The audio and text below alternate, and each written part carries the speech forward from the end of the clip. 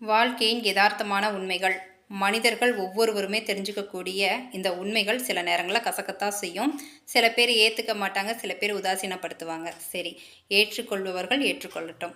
சரி, அன்றாடம் நம்மளுடைய வாழ்க்கையில் கண்ணாரவோ இல்லை காது வழியாவோ நம்ம தெரிஞ்ச நபரோ தெரியாத நபரோ ஒவ்வொருவரும் மனிதரும் மடிந்து போவதை நம்ம பார்த்துக்கிட்டும் கேட்டுக்கிட்டு தான் வாழ்ந்துட்டுருக்கோம். ஏன் சொல்லப்போனால் நம்ம கூட மரணத்திற்கான வரிசையில் நகர்ந்துட்டு தான் இருக்கோம். ஆனால் வரிசைப்படி தான் மரணம் வருமானா சொல்ல முடியாது. முன்னாடி இருக்கிறவன் கடைசியாக போகலாம், கடைசியாக இருக்கிறவன் முதல்ல போகலாம். இப்படி யாருக்கு வேணாலும் அடுத்த நொடி நிச்சயம் இல்லாத இந்த வாழ்க்கை. இந்த வாழ்க்கையில் நம்ம எதற்காக இந்த பிறவி எடுத்தோம் அப்படிங்கிறத முதல்ல நம்ம உணரணும்.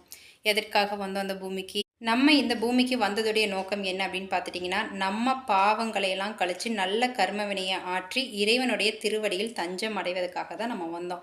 ஆனால் நம்ம வந்த வேலையெல்லாம் விட்டுட்டு பணத்தாசை, பொன்னாசை, பொருளாசை, அகந்தை, அகம்பாவம் பிடிச்சு மேலும் மேலும் பாவத்தை பண்ணிகிட்ருக்கோம். ஆனால் இந்த பாவத்தை உங்கள் வம்சம் அனுபவித்தது போக நீங்கள் செஞ்ச பாவத்துடைய அளவை பொறுத்து மறுபடியும் பிறவி எடுத்து அந்த பாவத்தை நீங்கள் தான் அனுபவிப்பீங்க. இந்த பிறவியில் நீங்கள் நல்லவங்களாக இருக்கலாம், ஆனால் போன பிறவியில் நீங்கள் செஞ்ச பாவங்களுடைய விளைவுகளை தான் நீங்கள் நல்லவங்களாக இருந்தாலும் துன்பப்பட்டுட்டு இருப்பீங்க. அப்போ உங்களால் வாழவும் முடியாமல் ஒரு நரக வாழ்க்கை வாழ்ந்துட்டு இருப்பீங்க. கர்மா ஒரு வட்ட சுழற்சிங்கிறது மறந்துடாதீங்க. அதற்காக நான் இன்றைக்கி நல்ல நிலமையில் இருக்கேன், வசதியாக இருக்கேன் அப்படிங்கிறதுக்காக நீங்களும் பாவத்தை செய்யக்கூடாது. உங்கள் கண்ணெதிரே கஷ்டப்படுறவனா நீங்கள் ஒரு உதாரணமாக வச்சுக்கணும். நீங்களும் அதே பாவத்தை பண்ணினீங்கன்னா நீங்களும் அதே நிலைமையில தான் இருப்பீங்க அப்படிங்கிறது ஒவ்வொரு மனிதனுக்கும் ஒரு மனிதன் எடுத்துக்காட்டாக தான் இருக்கணும். நல்ல நிலைமையில் உள்ளவங்க சில பேர் பார்த்தீங்கன்னா கஷ்டத்தில் இருக்கிறவன சீண்டி பார்க்கலாம் உங்களுக்கு தூக்கமே வராது. நீங்கள் கஷ்டப்படுறவனை ஆதரிக்கலனாலும் பரவாயில்ல, அவங்கள சீண்டி பார்க்காதீங்க. இந்த பிறவியில் நல்லா வசதியாக இருப்பாங்க, ஆனால் சில பேர்த்துக்கு ஆணவம் அப்படிங்கிறது கண்கூட பார்க்கலாம். அவர்களை பார்த்து நான் கேட்குறேன், உங்களுடைய தலைமுறையிலேயே உங்களுடைய முன்னோர்களுடைய வரலாறு உங்களுக்கு தெரியுமா? தெரியாது.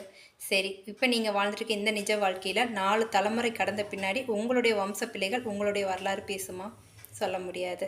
அப்படி இருக்கையில் இன்னொருவர் உங்களை பற்றி எதுக்கு தெரிஞ்சுக்கணும்? இறைவனை அடையிறதாக இருந்தாலும் சரி, முதல்ல உன்னை உணர்ந்து இறைவன்கிட்ட நீ தஞ்சம் அடைந்தால் சொல்லியிருக்காங்களே தவிர அடுத்தவன் உங்களை பற்றி தெரியணும்னு அவசியம் கிடையாது. இந்த பூமியில் நம்மளும் ஒரு பூவாக பிறந்துட்டோம்.